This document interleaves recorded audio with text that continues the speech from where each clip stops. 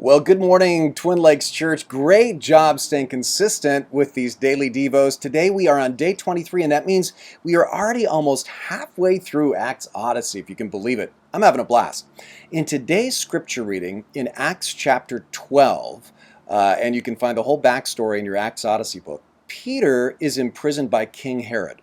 An angel wakes him up and starts to lead him right out of the jail in the middle of the night. And Luke says that Peter believed he was only seeing a vision of an angel leading him out of prison, thinking, oh, this is such a beautiful dream.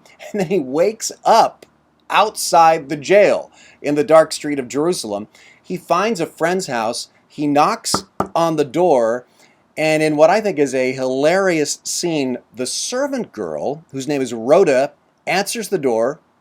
She hears Peter's voice. And she leaves the door locked, and she runs inside to tell her family, who is inside the house praying for Peter to be released. And she says, Peter's at the door. And they tell her basically, that's impossible. Now pipe down with your crazy talk about Peter being released. We're trying to pray for Peter to be released. And then when she keeps insisting, no, it's really Peter, they conclude, well, it must be his angel. And that probably meant his ghost. In other words, they decide, he's dead. And I find this super comforting, don't you? Because I do this. You pray for a friend to be healed, and then when she is, you say, really? You ask for God to open doors, and then when he does, you hesitate. You pray for a family member to have a safe trip, and then the phone rings and you think, there's been an accident. The good news is it's really possible to be a faithful believer in Jesus and sincerely ask God for help in prayer, and then, when he answers, to be revealed to somebody who didn't think God would answer after all. You know what that's called? That's called being human.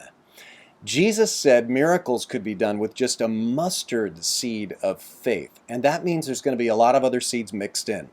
As a father requesting a miracle from Jesus said to him one day in Mark 9:24, one of my favorite verses of the Bible, Lord, I believe, but help my unbelief. I love that prayer, and I especially love that Jesus goes, I can work with that.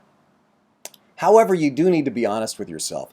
You see your needs, you probably pray about your needs often, but do you see God's answers?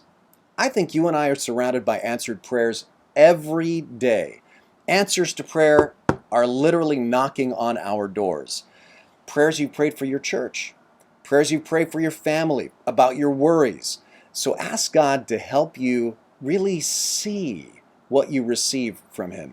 Live with eyes wide open to the miracles all around you. Don't be like Rhoda's employers and say, pipe down, don't tell me about God's answers to my prayers. I'm too busy worrying about my prayers to notice them. Are your eyes open to see the way God is at work all around you? Here's a little tip that works for me when I remember to do it. Look for opportunities to thank God all throughout your day. You'll catch him in action, so to speak, a lot more often that way. So here's a prayer for you today. Say, Lord, help me see what you're giving me. I want to live with eyes wide open to answered prayer all around me.